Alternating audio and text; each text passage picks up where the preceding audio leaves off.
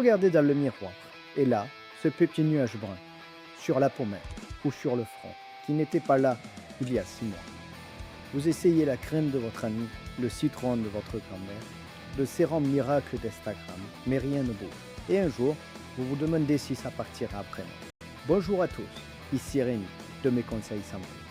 Aujourd'hui, on parle des taches brunes sur le visage, celles qui apparaissent, celles qui s'installent, celles qui résistent, et surtout, de ceux qui marchent vraiment pour les effacer. Première vérité, il existe 3 types de taches brunes, le lentigo solaire, le mélasma et l'hyperpigmentation post-inflammatoire. Le lentigo solaire, c'est la tache de soleil. Elle apparaît après 40 ans sur les zones les plus exposées. Pommettes, décolleté, dos de nez, c'est la signature de tous vos étés au soleil. Le mélasma, c'est le masque de grossesse. Un voile brun sur le front, sur les joues, au-dessus de la lèvre, causé par les hormones. Il touche entre 40 et 75% des femmes enceintes. Et l'hyperpigmentation post-inflammatoire, c'est la marque qui reste après un bouton d'acné. Plus la peau est foncée, plus la marque est tenace.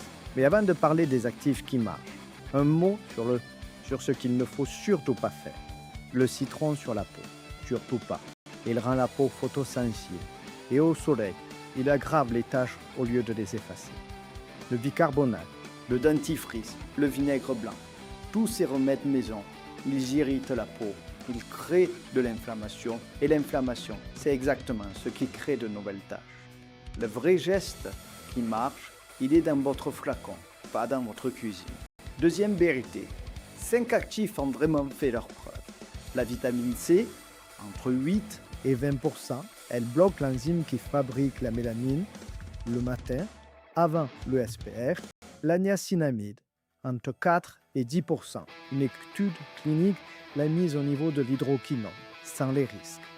L'acide azéaïque, entre 10 et 20%. Le seul autorisé pendant la grossesse, excellent sur le mélasme. Les rétinoïdes, du rétinol à la trétinoïde. Ils accélèrent le renouvellement cellulaire, mais interdits pendant la grossesse depuis 2018.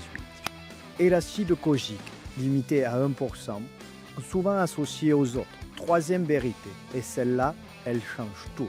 Sans SPF 50+ quotidien, aucune de ces actifs ne fonctionne. Les UVA traversent les gîtes, 74%.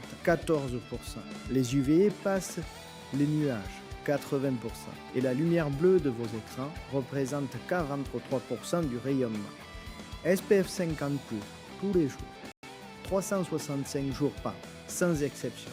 Concrètement, à quoi ressemble une routine qui marche? Le matin, vitamine C, hydratation légère et SPF 50+, dans cet ordre. Le soir, nettoyage doux, un actif ciblé, niacinamide ou acide azélaïque ou rétinoïde si vous n'êtes pas enceinte, et une crème nutritive pour finir. C'est tout. Pas 10 flacons, pas 3 sérums superposés. Juste le bon actif à la bonne dose tous les jours.